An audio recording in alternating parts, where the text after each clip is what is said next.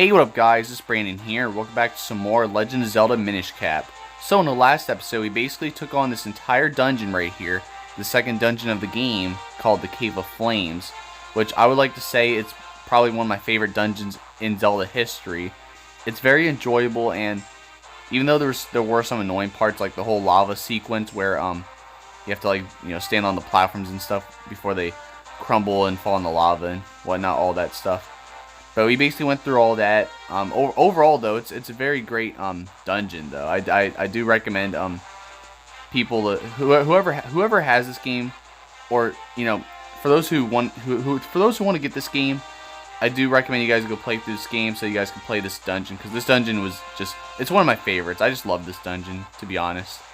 And we got ourselves a new item in that dungeon, which is I forget what it's called, the Cane of Pocky, yeah, that's what it was.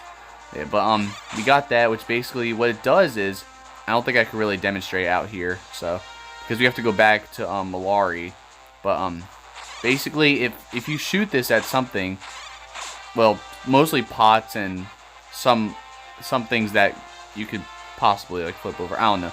By the way, basically you can shoot these. You can shoot the cane. You can use the cane and shoot stuff, and they flip upside down. So that's pretty much what it is. So you'll see some of that. Not everything gets flipped upside down. It's hard to explain, but but we got that, and we basically fought this boss, which was basically like a dinosaur turtle type of boss. I don't know. It was kind of weird. It was kind of a weird boss, but it's such a great boss battle though, in my opinion.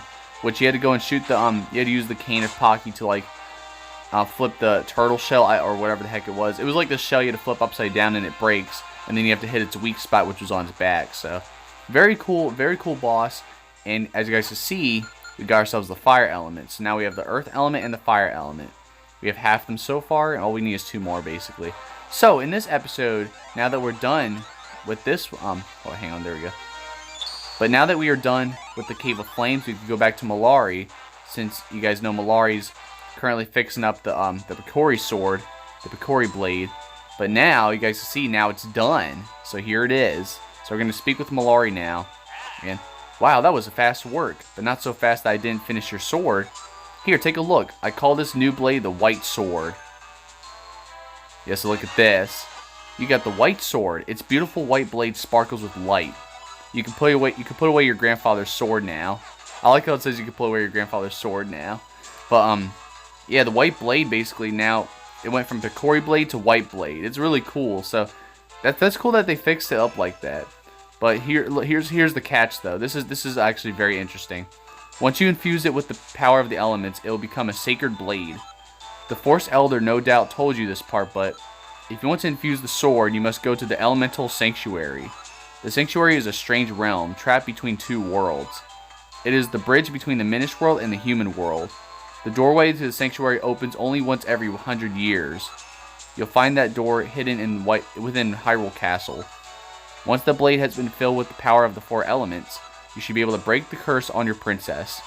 I know you can do it. After all, you made short work of that human mine. Let me tell you about a shortcut you can use to get down from the mountain. You'll find it right in front of the entrance of the mine you just explored. Just follow that and you'll be down in no time. Good luck. Yeah, so basically he mentions the Elemental Sanctuary. We have to go there. Like he said, we have to go there to basically infuse the elements to for the Picori blade, which is really cool. So it's kind of like one of the main parts of, it's probably like one of the main like parts of the game. So, but look at this. Now we got down here. Sorry, we got down here, and you guys know we were climbing our way up here in the first place. But if we want to go back to Melari, we have like this quick shortcut we could do by just, you see that we could also shoot the Cane of Pocky to in the hole, so Link can flip upward like this. It's pretty cool though. I really love that this Cane of Pocky though. You can even flip enemies, I believe. Let me see. Damn it! Of course they're gonna keep. No, okay. I guess they don't work. Some things, it's like some things work, some things don't when you're flipping stuff. But yeah, there you go. We can flip signs, flip rocks, do all that type of stuff. So it's pretty cool. But we're gonna make our way down, which is gonna take a while. But I might have to pause it just so you guys don't have to worry about you know, seeing all this, I think. Yeah, I must have screwed myself up. No, I didn't. They have to go down here. So, I guess I'll just make my way down a little bit, and then I'll pause the video. Actually, I'll pause the video right now. Alright guys, here we go. So now we are back out here at Trilby Highlands. And now we basically have to go head over to Hyrule Castle to go and infuse the elements with the white sword. So, but yeah, I really do love the white sword. It's definitely a better upgrade than, you know, Master Smith's sword. But oh wait, we're not gonna be at Hyrule Town, but we're just gonna head upward, and we'll be back down here soon. But so this is the part of the game. This is gonna be the episode where you guys are gonna pretty much find out about the whole backstory with Ezlo and Vaati. So you'll see later after you go to the Hyrule Garden here. Well, go inside the castle. Wait, we have to go inside the castle here. Are you sure I look all right? I never know what to wear to formal occasions. You're a hat. You don't. I like how he's just trying to. He thinks he could dress up. Try to dress up for the to go in the castle, but clearly he's a cursed hat. So, but it's just cute though. But yeah, so if you go up here, you guys saw we went up here. We go through here, out here to like this garden type of area, and right over here we have this doorway that's flashing. Link, look, see how that doorway glows? Could that be the door that leads to the sanctuary? Nobody in the castle seems able to see it but you and me. Let's go quickly. Yep, so here we go. That's pretty cool, though. That's pretty cool, because this is one of these doorways, I guess, that no one can see except Link and Ezlo. This sounds pretty cool, too. Just the music here, because it sounds like something big's gonna happen. And look at this. So, yeah, this is, this whole big area right here. So you have the elemental sanctuary. So this is the elemental sanctuary then. Then this is where we can infuse your blade with the power of the elements. Yes, there seems to be a pedestal for your sword right in the middle there. Yeah, and then look at this. We have more of these flashing tiles like before. You guys been seeing these a lot more often. So basically this is where these flashing tiles come into play. See, there's more right there. So basically, you guys see there's these elements. We have the earth element right there, the fire element, the water element right there, and then I think this is the wind element. So, but all we have are these two elements. So we only have enough to we only have these two elements to infuse in the blade for now. But later on we'll come back here and infuse more of these elements in the blade. But first we're gonna go over here and drop the sword. Now look at this. Yeah, look at that. That's really cool. And that's basically how it works. So look at that. It just changes color like that. So it turned purple because of the earth element, and then now it's red because of the fire element. That's really cool though. So there you go. The powers of the earth and fire elements have infused your blade. Now look at this here. This whole statue, this whole like thing just pops up. Let's see if I can't read that tablet for you. Wait. Alright, whatever. Fill your sword with power and walk over the glowing tile. Perhaps it refers to those flashy spots on the floor around you. Well, what are you waiting for? Try it, Link. Yep, here we go. So, hey Link, you've gone too far. Just step on those glowing pan. Wait. Alright, whatever. I wasn't even trying to walk away from this. I don't know. But so basically, all you gotta do is just hold down like this, and as you guys can see on the meter, there's this meter here that pops up now. And basically what you do is, if you keep holding down and moving like this, look at that. Whoa, you just split in two. So this is the power of the white sword. I guess you could double yourself like that anytime you see those panels. Yep, so now Link basically has the power to like clone himself, temporarily though. Here, I'll do another demonstration, since now we can actually do it like this. So you just gotta keep holding on like this and wait until that goes all the way up, and then there you go. So and you guys can see the meter is gradually decreasing as we still have the Link's clone. And basically we had to do that to hit this switch right here. We had to hit both these switches like that. So you guys are kind of confused of why there's two switches. And you can also cancel at any time whenever you do this.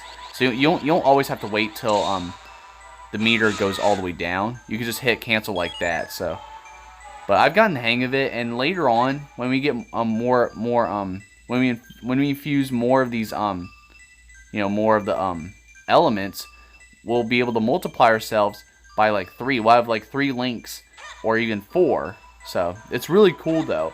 It's like one of the main parts of the game right here. So definitely I don't know. It's hard to describe a little bit. Plus I'm actually very tired, so that's why I am having trouble talking to you guys right now. But you guys pretty much got to witness the elemental sanctuary.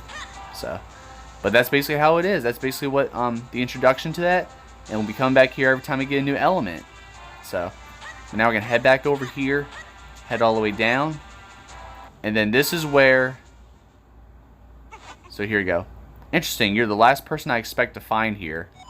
And just as I was wondering who could be behind this, I find my old master. Yep, and look who's here. Vaati. And as always, you are dressed in the shabbiest of rags. My curses are not to be mocked. The one I cast on you is most powerful. No matter what power you wield, you will never break it. You haven't changed in the slightest. I should never have created that cap. It only fueled your insane desires. Fool! A hat that grants the wishes of its wearer is a spectacular creation. Thanks to you, I have gone from being a meek, minuscule nothing to the greatest sorcerer alive. You cannot stop me now, and I have to thank you for it. I have you to thank you for it. Accept this small gesture of gratitude from me. Wait, Vaati, wait! Now look at this here. Yep, now we gotta go and fight these guys, and we're like trapped in here until we kill these guys. So these guys kind of suck. We're gonna be running into them later. They were kind of pissing me off like towards the end of the game a little bit, but we'll deal with those later. But that foul Vaati, what could he be scheming now? Link, I feel I owe you an explanation of what has happened. You see, Vaati and I are both Minish. Yep, that's basically what it is. They're both Minish, but I'll get to all that afterwards. But this is basically the whole cutscene of where of the whole backstory behind Ezlo and Vaati. So, like I mentioned earlier, I was once a famous sage and a renowned Minish craftsman. Vaati was only a boy when I took him on as my apprentice, but he became enchanted by the wickedness in the hearts of men. One day Vaati took a hat I made for the humans, my pride and joy. It granted the wishes of its wearer. He put it on without permission. And here's a flashback right here of how it all started. So you look at it, there's Vaati right there who put on the hat, which he wasn't supposed to. Vaati, what are you doing there? See, that's Ezlo right there, the sage.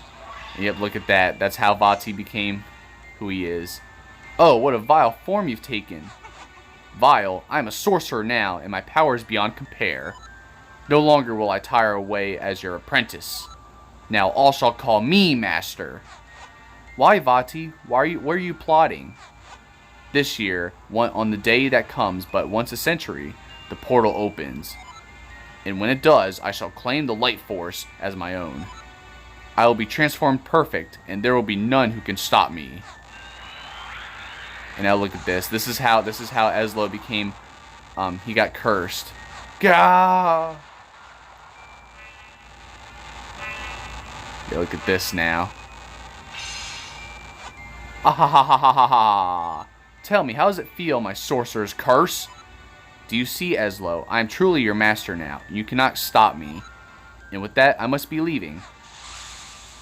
See, that's how it all started there. That's how Ezlo became a hat now.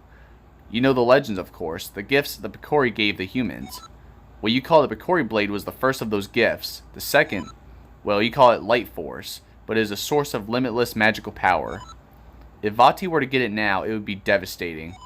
I came to the world of men hoping to stop Vaati, and I met you in the woods. But it seems you won't be breaking the curse on me anytime soon. However, with the sacred blade, we can certainly restore Princess Zelda. I'm sorry, all that has happened has been due to my own pride, my folly. I must rely on you, on your power, until we've put an end to Vaati.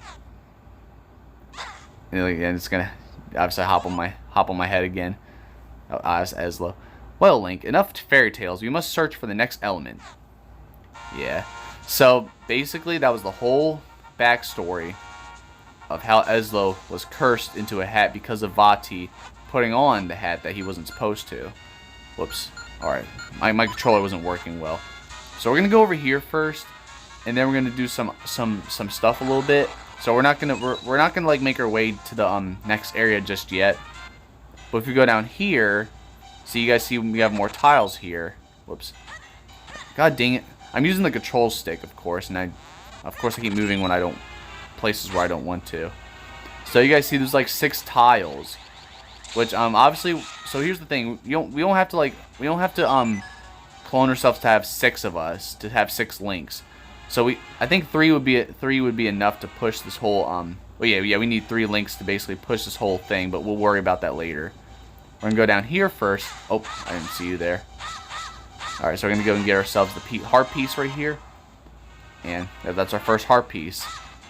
And if we go over here, we can't really do anything here yet. We can't swim at all yet. So we'll go and you'll see that later on. But for now, we're gonna wait on that.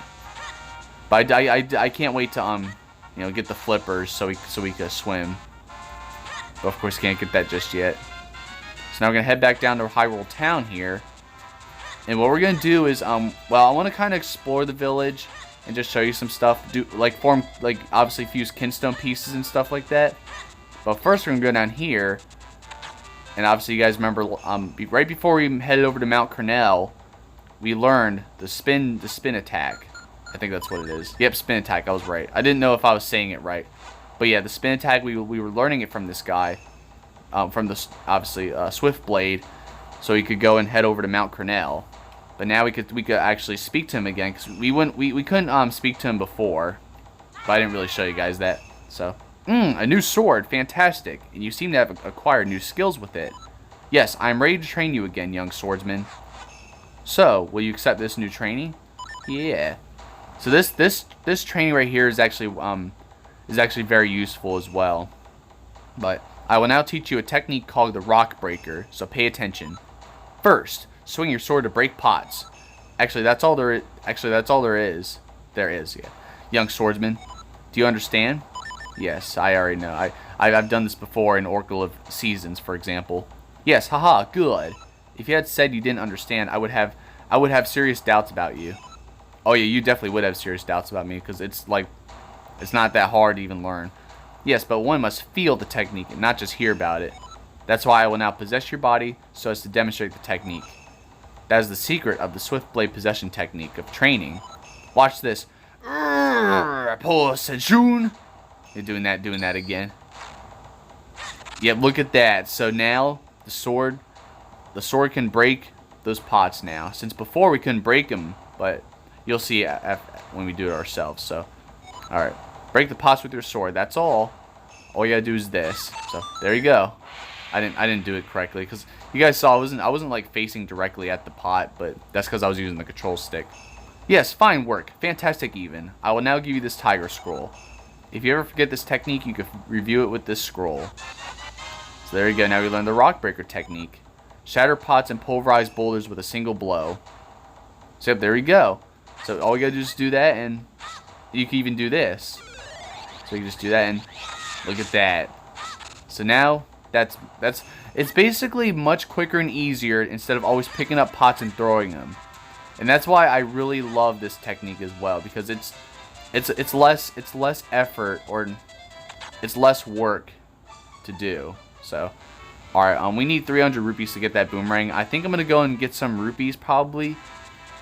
So I guess I don't know, but right now I want to fuse Kinston pieces. And if we go in here to this cafe area, I believe we get to fuse Kinston pieces with him, with this guy who basically introduced Kinston pieces. I forget what his name was, but we have to hit L to do this. So yeah, hurdy-gurdy, man, that's right.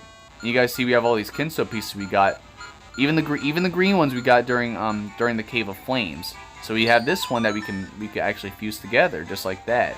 So the two Kinston pieces fit perfectly. Maybe something good will happen. Yeah, so look at this. I mean, you guys saw it before a few times. But yeah, look at this here. So this is like, I think this is like towards the Minish Woods. I mean Minish Village. Yep, it's towards the Minish Village. So it's a chest that basically has I think it has rupees in it. So okay, now we get happy. See you later. Yep. So I'm hoping there's rupees in there because I'm gonna try to get 300 rupees. But I don't know if we're gonna be able to get 300 rupees. I'm not sure, but I don't think this guy wants to fuse Kinston pieces. So, but yeah. So that's basically how it is. I'm not going to show you guys anything else right now around here at the moment. But we'll go and just do something else a little bit. So I'm just trying to figure out what else to do here. There's this bread store we have here. I guess I'll just give you guys a little tour around the village actually, just a little bit. So there we have this shoe store that plays a pretty big role in the game. So look at this. So we have this guy right here who makes shoes. So he's always like falling asleep. What's up? Oh, welcome to Rem's shoe shop. Lately, whenever I take a nap, all my shoes are done when I wake up. You know, if I can make shoes in my sleep, I must be in the right job. Oh yeah, for sure. Like this has to be your dream job, dude. And now look at this. So I guess I'll introduce you guys to this now. I was thinking of doing this. I was thinking of introducing you guys to this or like in that last shop at the cafe we were just at. But basically, what this is, yep, it's a pot. If you flip it upside down, it can become a portal. So that's right. It's really cool, though. So I'll just show you guys the whole cutscene and everything, and yeah, might as well. So here's what it looks like. It has like these leaves in here, and I think it just goes down like that. So yep, just like before. Look at that. That's right. Sorry. That's right. Even some human objects are portals to the Minish world. Those Minish may not look like much, but they are quite crafty. Yeah, look at that. So yeah, we could also be small here around the Minish Village. I mean, not Minish Village, Hyrule Town. Yeah. See, I'm tired, by the way. And look at this. Okay, we can't really go up there right now. Those shoes are really in the way, but later on we will actually go up here and we have a Picori or a Minish up there. So there's actually gonna be some Minish on that table. But we can't really do anything about that right now. So for now, we're just gonna leave him be. I think this is some kind of shop, I forget, but that's unfortunate. They're not open yet. Ah well, we'll just have to come back later, won't we? Yeah, so I don't really remember what this store was, really. And I think this was some kind of I don't know. The door is shut. We can't open it from this side. Yeah, I think we could go to the other side, but we can't really do anything, unfortunately. So just gonna take a look around here, and yeah, look at this. So we can't get that heart piece right now. I don't really remember what this shop is, but and obviously over here we have the cafe, so we have that. We have obviously the rupee shop. Well, not the rupee shop. Well, just a shop in general where you could buy stuff. So that I know of as well. And we have like this whole little bridge here for when you're a Minish, you can actually cross over from that shop to this shop, or like that. But we'll do all that later on. So we have this guy blocking this store. Oh yeah, I remember this shop actually. I did go here a few times, but it's not open yet. I really want to play a game, but this place isn't open yet. I guess I just got here too early. All right, so he doesn't want to fuse Kinston pieces. It's kind of tough to figure out who wants to fuse Kinston piece, because that was the first guy I've spoken to ever since we did the Cave of Flames, of course, that hurdy-gurdy man. And then we have this school here with all the kids, just walking around playing and all that. It looks like they're having fun in there. I wish I could play with them. Well, I mean, I guess if you wipe that snot off your face, then maybe they'll play with you. Psych. But still, it's pretty interesting though. The whole that whole Hyrule Town is actually pretty interesting overall. I don't know, that's all I have to say. But yeah, we've got ourselves the green Kinston piece right there. And let's see what it is. It's oh, I got 2 of those now. All right. So I want to let you guys know some. That green one right over there on the very far right there. It seems like from my experience playing this game so far, it seems like so many people want that exact same, like they really want that exact same Kinston piece to fuse with.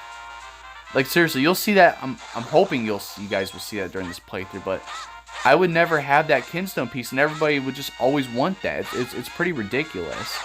Like, it was actually getting pretty annoying. And I believe this looks pretty suspicious, so. Oh, never mind. Some of these look suspicious, but they don't look like it. But, wait. Nope, it just sounds normal. Alright. I was expecting it to sound weird, but no, unfortunately not. Oh well. But yeah, you guys saw we had all this stuff that we can't really do right now. We got the tornadoes. You guys saw before at Mount Cornell. We got the introduction to the tornadoes. If we go up here, here's I think this is Marin, which you guys know from Long On Ranch as well.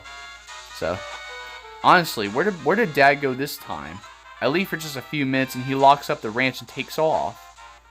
Yeah, I forget where he is, but I kind of forget where he actually went though. But there's nothing really we can do right now, so we're just gonna wait and focus on that later. I think if we keep progressing through the game, that's when we'll do all that. So, and I believe if we go up here, yep, we're gonna go that way. So we get ourselves there's another heart piece if we go this way. So, but that's awesome that you could use the Cane of Pocky to do this. And now we could pretty much go places that we didn't even get to yet.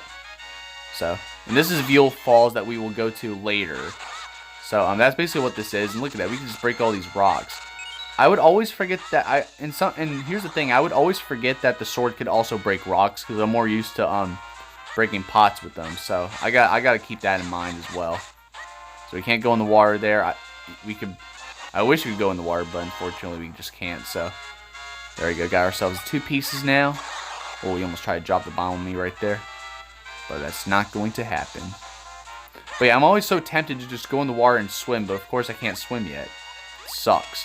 And then we have these little holes that we can't even hop. We can't hop over these rocks at all because we have to push these rocks and fill in those holes. So those will be saved for later, unfortunately. But it's pretty cool though. It's overall this is very interesting. And we'll obviously focus on this later, but I guess I'm gonna head over to the Minish Woods now and see. Wait, hold on. Actually, no, we're gonna go up here first. I'm gonna do this, and then I'll head over to Minish Woods to get that chest. But we go up here. That's right. If we go up here and head down this way, look at this. So this is another Great Fairy that's gonna show up instead. Instead, the Great Fairy shows up instead of having us throwing a bomb in there before, like when we were at Mount Cornell. Welcome to the Adventurer's Spring. I have need of many rupees. Please throw all of yours into the spring. I'll say sure. Yeah. Really? You know that if you do this, you will have absolutely no rupees left, right? Will you really throw them all in? So I know people would say no. I know everyone's first instinct would be no, thinking that they're about to lose all their rupees. And you guys know that I'm trying to get 300 rupees so I could go and get that boomerang. But you know what? I'm getting rid of all my rupees. You are most kind. I did not really need your rupees, but I must reward such a kind adventurer with some of my power. So you guys thought I was actually going to get rid of all my rupees, but actually you're supposed to say yes, so that way she will actually give you a big wallet. So you got a big wallet, now you can carry more rupees. So that's basically what it is. So it's all about being honest, and well, not being honest, but I guess it's all about being kind and honest. You know, like how the last Great Fairy we had to we basically said that we didn't throw a gold or silver bomb in the water and all that. So may light shine on your quest. So it's pretty cool though. But there you guys have it. So now we got ourselves another upgrade. This time the rupee logo is red instead of blue, I believe it was. Yeah. So, but now I think we could collect up to 600 rupees, I believe. And then the next time you get a bigger wallet, it'll show like I guess it'll show like a shining, like, I don't know, it'll show like this I forget how to pronounce it or describe it. We're gonna head over to Minish Woods again. It'll show like a little different design. Like it's gonna still show the red rupee logo on the bottom of the corner of the screen, but instead it'll show like some kind of shining effect next to it. showing that we could collect up to I believe 999 rupees. I believe. I don't know, but this will be the last thing I'm gonna be doing, and then I'm gonna end off the episode because I'm really tired. So I'm gonna go over here, and we're gonna go get ourselves. Oh, gotta go over here though. Go over here and get ourselves that yeah, pretty much get ourselves that that chest. And of course my my R2 button is squeaking because I've been hitting it so much, since that's pretty much the R button I'm using for Link to move faster and all that. So if we go through here like this, there's the chest that we just that we got from the Kinston piece. So there we go. Look at that, 200 rupees. So now, yep, my face is beaming, that's for sure. So look at that, 464 rupees. So if I weren't to get that if I didn't get that upgrade, that big wallet, I would have 300 rupees right now instead, because 300 was the maximum number of rupees before I got this bigger wallet. So it's pretty cool though, but pretty interesting and just awesome overall. So I'm gonna pause it, and then I'm gonna go and pretty much buy that boomerang, and then I'll end off the episode. Alright guys, so now we're back here at the Hyrule Town, and now we're back in the shop here. So now let's go and buy ourselves the 300 rupee boomerang. So that boomerang is a real bargain at 300 rupees. Yes, I will obviously buy it. So there we go. You got a boomerang. This well-crafted weapon returns when thrown. Well, you are a big spender, aren't you? Thank you. Yeah, now I'm down to 165 rupees. So, which I'm okay with, because that's pretty much what I really wanted. So I think this is a good place to stop for now. I'm not sure what we're gonna be doing next episode. I think, well, I mean, I think I know what we're gonna do next episode, but I'm deciding whether I should like explore a little bit more, or should we just keep on moving next episode and move on to go get the next element. We'll see what happens in the next episode. But for now, I'd like to thank you all for watching. Be sure to check my other videos. And in the next episode, we're going to most likely move on and try to get ourselves the third element, which is pretty much going to be down here, which is basically the wind element, I believe. I forget. But we're going to basically head down this way, down to the bottom left area. And it's actually pretty cool. But I think we're going to need to do some stuff actually. Yeah, I just realized we're going to need to do some little quests to even like. You'll see later on, but I'm too tired to explain right now, so I'm just you know, end this off really quickly, you know, rip it off like a band-aid. So yeah, I mean, if you guys haven't seen my earlier today, I did Donkey Kong Country Returns. You guys go check out that episode if you guys want to. So it was a lot of rage in that episode though, so just go check it out if you guys want to be entertained and watch me rage. But yeah, overall though, we did a lot. We did a lot this episode. You know, we pretty much you know, got ourselves the white sword after Melari fixed it. You know, reforged the broken Picori sword, which turned out to be the white sword now, and we headed over to the elemental sanctuary, to where we got to infuse the blade with the two elements we got. So we did that, and then obviously Vaati showed up, which basically led to Ezlo, because that was the first time Ezlo and Vaati pretty much encountered each other ever since, you know, that flashback that you guys saw. And Ezlo basically explained the whole backstory that they both used to be Minish. So it's pretty cool though, but of course, well, I wouldn't say cool, because now Ezlo's cursed, and obviously now he has to stay as a hat for who knows how long. But at least we still have the power to hopefully save Princess Zelda and stop Vaati. So that's all that matters. But luckily things are looking really good. We have the two elements, the white sword now, and yeah, it's gonna be exciting though. It's gonna be exciting to see what other stuff we can do here, because there's a lot of stuff we can do, like Kinston pieces, all that type of stuff. So I'll explain more about the Kinston pieces later, but I didn't really, I feel like I didn't explain it as much as I should have, but oh well. So anyways, I'm gonna end it off here for you guys. So anyways, be sure to subscribe to the videos, and if you enjoyed this episode, be sure to hit that like button, and I will see y'all next time, guys. Thanks for watching.